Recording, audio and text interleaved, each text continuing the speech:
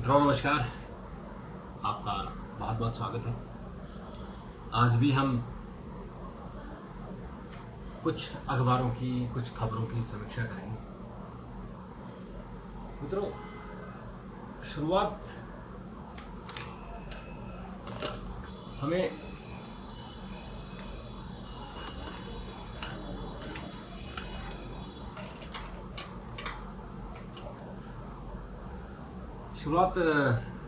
Chandrayaan mission से करते हैं, क्योंकि ये देश के लिए एक बहुत बड़ी उपलब्धि है। चंद्रयान मिशन अपने निर्धारित समय से निर्धारित कार्यक्रम के अनुसार लॉन्च हुआ और सफल लॉन्चिंग हुई। ये सबसे बड़ी बात है कि इसरो ने 2:35 पर चंद्रयान 3 मिशन लॉन्च किया और LVM-3M4 रॉकेट के जरिए चंद्रयान को स्पेस में भेजा गया। 16 मिनट बाद चंद्रयान पृथ्वी की कक्षा में सफलतापूर्वक पहुंच गया। यानी जो अभी हमारी पृथ्वी है उस कक्षा में जहां से रॉकेट पृथ्वी के चारों तरफ चक्कर लगाएगा। अभी चक्कर लगाते लगाते अपनी आकार को चेंज करेगा, करते करते करते ये इतनी दूर चला जाएगा कि उसके बाद ये चंद्रमा की जो स्पेस है वहां पहुंच जाएगा। तो उसके बाद क्या होगा कि जो फिर एक चांद के ऐसे चक्कर लगाते लगाते फिर नजदीक आएगा और फिर उसके सरफेस के नजदीक पहुंच जाएगा। तो कुल मिला के ये 40 दिन का इसका सफर होगा और 40 दिन के बाद जो रोवर है, रोवर की लैंडिंग 23 अगस्त को 5:47 पर होगी। अब आप देखिए कि हमारे साइंस ने कितनी प्रोग्रेस कर दी है कि हमें एक एक चीज़ का आज से 40 दिन बाद कहाँ होगा, कितनी स्पीड से वो चलेगा, उसका मुकाम कितने दिनों का होगा और लैंड भी करेगा वो 5:47। अभी सबने एकदम कैलकुलेट कर लिया। तो ये हमारी साइंस की एक बहुत बड़ी उपलब्धि है और इसके कारण ये निश्चित तौर पर जो आज हम इसकी जो हम ये सफलता प्राप्त कर रहे हैं, इसके पीछे विक्रम साराभाई, सतीश धवन जैसे साइंटिस्ट, रॉकेट साइंटिस्ट जिन्होंने इस देश में स्पेस साइंस में बहुत बड़ा योगदान दिया। और विक्रम साराभाई आपने देखा ही होगा, आपने अगर रॉकेट बॉय फिल्म देखी होगी, अगर आपने रॉकेटरी फिल्म देखी होगी तो उसमें जो विक्रम साराभाई का वेशभूषा, उनके जो लिबास है, कितने साधारण वो रहते थे, कितने उच्च उनके विचार थे, विदेश से पढ़ के आए। और अभाव में उस समय का जो स्पेस साइंस था वो कैसे वो रिक्शे में, टांगे में, ट्रक में लेकर जाते थे। और आज हम देखिए कि हमारी टेक्नोलॉजी कितनी एडवांस हो गई है। तो इसलिए देश के लिए निश्चित तौर पर सफलता का एक, इसके बारे में जो पॉइंट्स से हाईलाइट करने वाली बात यह है कि ये LVM-3M4 रॉकेट से छोड़ा गया। 23 अगस्त को 5:47 पर उतरेगा। ये जो LVM-3M4 है, इसका नाम बाहुबली है और ये इसने अभी तक जितने भी रॉकेट छोड़े हैं स्पेस में वो सारे सफल हुए, यानी 100% इसकी सफलता की गारंटी है। और जब ये 23 तारीख को वहाँ उतरेगा तो तब निश्चित तौर पर प्रधानमंत्री और बड़े जो सभी नेता हैं वो उसी तरह से ही वहाँ मौजूद होंगे जिस तरह से 2019 में जब मिशन चंद्रयान 2 गया था। हालांकि उसकी दुर्भाग्यवश केवल 500 मीटर ऊपर से ही उसकी क्रैश लैंडिंग हो गई, लेकिन उसका जो ऑर्बिट है वो अभी भी चक्कर लगा रहा है। और मित्रों, जो दिल्ली में और हरियाणा में यमुना के कारण बाढ़ की स्थिति हुई है, पहाड़ों में बारिश कम हुई है, दिल्ली में, हरियाणा में भी बारिश कम हुई है। तो उसके कारण जो यमुना का स्तर है वो थोड़ा सा कम हुआ है और अब पानी तेज़ी से बहाव हो रहा है। और ऐसा उम्मीद करते हैं कि शायद आज शाम तक जहाँ जो तटीय इलाके हैं उनमें पानी का रिसाव होगा और लोगों को थोड़ी सी राहत मिलेगी। अभी पूरी तरह से रिसाव नहीं होगा, केवल राहत मिलने वाली है, क्योंकि जब तक मानसून का समय है तब तक ऐसे ही रहेगा। और जहाँ पानी भरा हुआ है उस पानी में, चूँकि धरती गीली हो गई है तो धरती में भी जल्दी से नहीं समाएगा, धीरे धीरे समय लगेगा उसमें, तो उसके लिए कोशिश हो रही है। और दिल्ली में जो बाढ़ आई है, जो सुप्रीम कोर्ट और आईटीओ तक पानी आ गया है, उसका जो कारण था वो था कि आईटीओ की जो बैराज है वो लोहे के बैराज, वहाँ गाद जम जाने से वो जाम हो गए थे। और एक और जो WHO बिल्डिंग है उसके नीचे एक गेट है जो आईटीओ नाला का, उस गेट में भी गाद जमने के कारण उसका गेट बंद हो गया था। तो दिल्ली सरकार कुछ नहीं कर पाई, 2 महीनों से सिर्फ बयानबाजी हो रही थी। तो उसके बाद केंद्र सरकार ने भारतीय सेना को लगाया, इंजीनियरिंग जो कोर है उसको लगाया, और उसने एक ही दिन में गाद हटा दी और उसका जो जाम था उसको खोल दिया। और अब वो जो WHO के गेट नंबर 12 इसको बोलते हैं, वहाँ जो जाम लगा हुआ है वहाँ पहुँच गए हैं, और वो शायद उन्होंने आज सुबह तक उस काम को पूरा कर लिया था। यानी 24 आवर वो लोग, हमारी सेना काम कर रही थी, और अल्टीमेटली संकट मोचन बनकर सेना ही आई और सेना ने अपना काम पूरा कर लिया। मित्रों, आज गुजरात से खबर आई है द्वारकाधीश मंदिर से, वहाँ ड्रेस कोड लागू कर दिया गया है, और ट्रस्ट ने बोला कि मंदिर की गरिमा बनाकर रखें, जो भारतीय सभ्यता है, भारतीय लिबास है उसमें आएँ जो लोग, क्योंकि बहुत सारे लोगों ने से शिकायत की थी, वहाँ लोग फ़ोटो खींचने आ रहे हैं, सेल्फी के लिए आ रहे हैं, और वो लोग जीन्स पहन के, वो भी फटी हुई जीन्स पहन के, हाफ पैंट पहन के आ रहे हैं। तो ये ईश्वर के दरबार में थोड़ा सा जो डेकोरम होना चाहिए वो मेंटेन होना चाहिए। और अभी करीबन 5 राज्य ऐसे हैं जहां मंदिरों में ड्रेस कोड लागू हो गया है, और उसमें यूपी है, राजस्थान है, और भी कर्नाटका है, मध्य प्रदेश है, जहाँ ड्रेस कोड है। ये होना भी चाहिए। मुझे लगता है कि पहले तो लोगों को, आप देखिए साउथ में, देखिए दक्षिण भारत में क्यों नहीं लोग ड्रेस कोड का उल्लंघन करते हैं। वो कैसे इतनी सभ्यता से आते हैं, धोती पहनते हैं, और महिलाएं सज धज कर आती हैं भारतीय लिबास में, तो उनको कभी कोई नहीं कहता। ये उत्तर भारत में ही क्यों आग लगी हुई है? ये उत्तर भारत के ही लोगों को क्यों पश्चिम फैशन उनको इतना भाता है? फैशन मंदिर के बाहर करिए, लेकिन मंदिर में कम से कम उसकी सैंटिटी बना कर रखें। मित्रों, जो दिल्ली में बाढ़ आई है उसमें अभी तक तो केवल लोगों को उनकी झुग्गियाँ या घर डूबे थे, लेकिन अभी इसमें कल 3 दोस्त गए, और उसमें से उनकी डूबने से मौत हो गई। वो तो तफरी के लिए गए थे, नहाने के लिए गए थे, लेकिन वो ऐसी जगह ऐसे दलदल में फंस गए कि उनकी मौत हो गई। ये दिल्ली में 3 लोगों की पहली बार मौत हुई, जो बड़ा दुखद है। जैसे कि बाढ़ में और जगह, जैसे बिहार चले जाएँ, यूपी चले जाएँ, बहुत लोग मरते हैं, लेकिन दिल्ली में कभी कोई बाढ़ से नहीं मरा। वो पहली बार है कि जो ये 3 बच्चे डूबने से मरे। मित्रों, एक बुरी खबर भी है। मध्य प्रदेश के कूनू में कल एक चीता की और डेथ हो गई है, और ऐसा सुनने में ऐसा परसों मेरे 2 दिन पहले एक और चीते की मौत हुई थी, और आज दूसरे की मौत हो गई।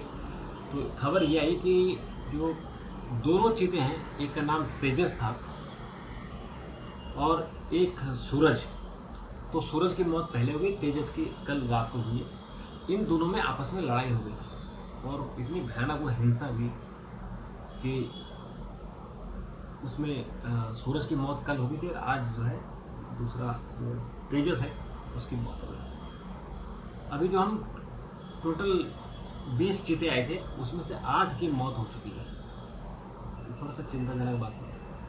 और आपको बता दें कि 1949 में भारत से पहली बार चीता आखिरी बार देखा गया था, उसके बाद से देश से चीता विलुप्त हो गया था। तो 75 साल बाद, करीबन 70 साल लगा लीजिए, 70-71 साल बाद 20 चीते भारत लाए गए थे नामीबिया से, और उसके बाद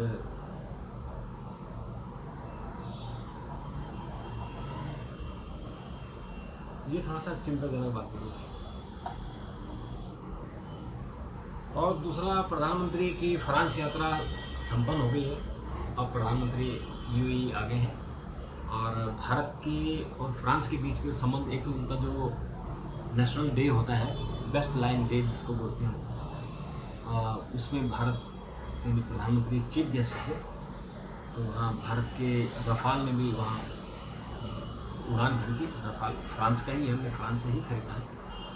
तो हमारे दो रफाल हो गए थे और अभी भारत और फ्रांस के बीच में समझौता हुआ है। 26 नए रफाल विमान खरीदे जाएंगे, रफाल एम। और आपको बता दें कि जब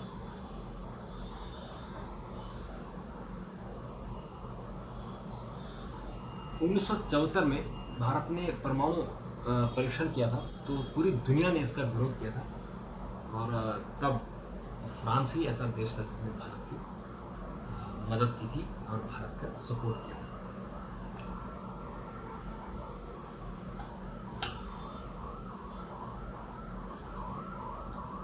और मित्रों, इसके अलावा यशस्वी ने अपने शुरुआती मैच में सेंचुरी मारी है। और यशस्वी आपने देखा होगा कि T20 में इन्होंने कितनी अच्छी परफॉर्मेंस की थी कि लोग इन्हीं पर ही बैट लगा के थे। तो इन्होंने शिखर धवन ने सबसे डेब्यू मैच में सबसे ज़्यादा स्कोर किया, 187 उन्होंने 2013 में बनाया था जब उन्होंने अपना ऑस्ट्रेलिया के खिलाफ पहला मैच खेला था। यशस्वी जायसवाल ने 171 रन बनाए वेस्टइंडीज़ के खिलाफ कल। फिर 177 रन रोहित शर्मा ने भी 2013 में ही खेला था वेस्टइंडीज़ के खिलाफ, तो उन्होंने 177 रन बनाए थे। और गुनप्पा विश्वनाथ ने 137 रन बनाए थे, वो ऑस्ट्रेलिया के खिलाफ ही 1969 में। तो भारत ने ये मैच जीत लिया है और ये बड़ी खुशखबरी है हमारे क्रिकेट प्रेमियों के लिए। और मित्रों, इसके अलावा जो और कुछ महत्वपूर्ण खबर है कि राष्ट्रपति राजस्थान की यात्रा पर है और पहली बार ऐसा हुआ है कि राष्ट्रपति ने बजट सत्र के दौरान विधानसभा सत्र को संबोधित किया और उन्होंने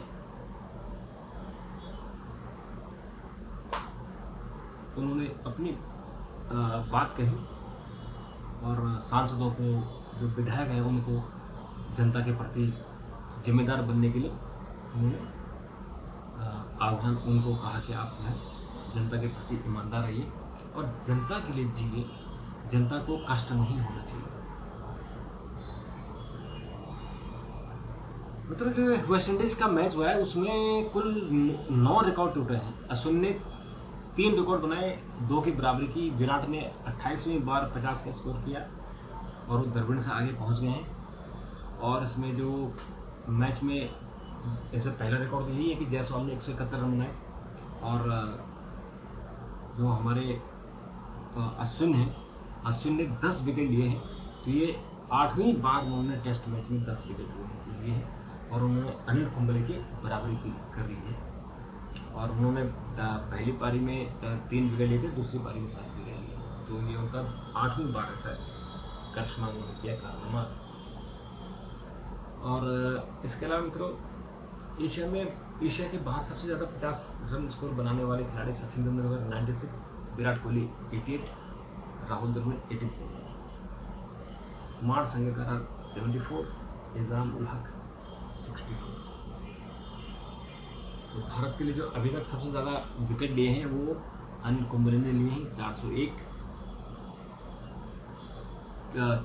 मैचों में 953 विकेट लिए। आर अश्विन ने 271 मैचों में 709 विकेट लिए हैं।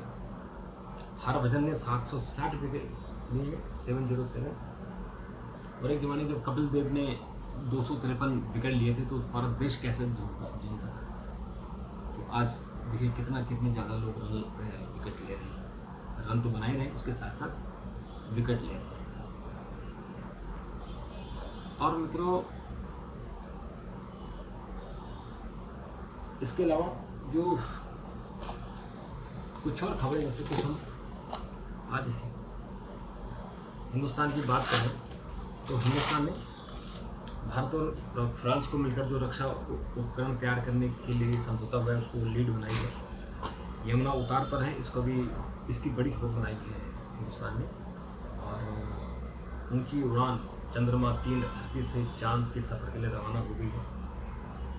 सिसोदिया की जमानत पर सीबीआई से जवाब मांगा है। मामला सुप्रीम कोर्ट चला गया क्योंकि दिल्ली हाईकोर्ट ने भी उनकी जमानत याचिका रद्द कर दी थी, तो अब वो सुप्रीम कोर्ट गए हैं। और थोक महंगाई 8 साल के निचले स्तर पर पहुंच गई है। हालांकि ये सब आंकड़े बहुत ही हैं। मार्केट में जब एक चीज़ सामान, कोई चीज़ महंगा हो जाता है तो सस्ता नहीं होता। आप कभी कोई बताइए, आपकी कोई सामान महंगा हुआ हो, जैसे चीनी है। अब चीनी आज 45 रुपये किलो है, तो कल वो 43 नहीं होगी, वो 46 ही होगी या 45 पे अटकी रहेगी। जैसे जब हमने 10-20 साल पहले लिया होगा चीनी, तो उसमें 15-16 रुपये किलो थी, आज 45 रुपये, बीच में कभी कभी 60 रुपये चला जाता है अचानक जब ज़्यादा महंगाई होती है। लेकिन जो नॉर्मल जो महंगाई है वो घटकर नहीं आती है। और मित्रों, साइबर अपराध को लेकर G20 की कॉन्फ्रेंस चल रही है। उसमें अमित शाह ने भी बहुत चिंता व्यक्त की थी कि अपराध, ये जो साइबर के कारण, इंटरनेट के कारण अपराध की संख्या में लगातार बढ़ोतरी हो रही है और ये अपराध खतरनाक है। तो वो आज उसमें जो IT मिनिस्टर है उन्होंने भी कहा कि साइबर अपराध पर साझा प्रहार हो, यानी सभी लोगों को एक साथ काम करना पड़ेगा, सभी दुनिया के देशों को, क्योंकि जो हैकर है वो तो कहीं भी बैठे होते हैं। वो एक देश की प्रॉब्लम नहीं हो सकती, सबकी प्रॉब्लम है, तो उस प्रॉब्लम को सॉल्व करना पड़ेगा। मित्रों, आपको पता है कि 31 जुलाई तक ITR जमा करना, इनकम टैक्स रिटर्न भरने हैं। और IT यानी इनकम टैक्स ने कहा है कि अगर फॉर्म 26S और AIS के आंकड़ों में अलग अलग उसमें फेर आया तो रिटर्न को खारिज कर दिया जाएगा। तो मुझे लगता है कि इनकम टैक्स जो अपनी जिम्मेदारी निभा रहा है, उस जिम्मेदारी के कारण लोगों को जागरूक रहना चाहिए और अपना जो रिटर्न है वो टाइमली जमा करना चाहिए। उसको 31 जुलाई तक है, तो 31 जुलाई से पहले जमा कर लेना चाहिए। और मित्रों, एक बड़ी बुरी खबर आई है कि एक दलित बच्ची 19 साल की, उसको रेप करके और उसका मर्डर कर दिया गया। हालांकि अलग अलग उससे बयान आ रहे हैं, कुछ लोग कह रहे हैं कि उसके ऊपर इल्जाम डाला गया है, लेकिन कितनी दुखद बात है कि हम एक तरफ हम चांद पर जा रहे हैं और दूसरी तरफ हम इस तरह के अपराध कर रहे हैं, लड़कियों के साथ, बच्चों के साथ अपराध कर रहे हैं। कितना दुखद है, कितना बड़ा पाप है। लड़कियों को किस तरह से चाकू से मारा जा रहा है, सरे आम और कोई बचाने नहीं, बहुत दुखद है।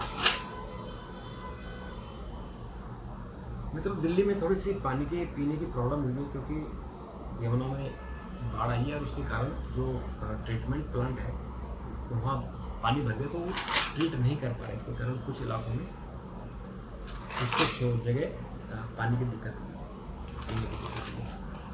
तो देखो, आज के अखबारों में यही सब है।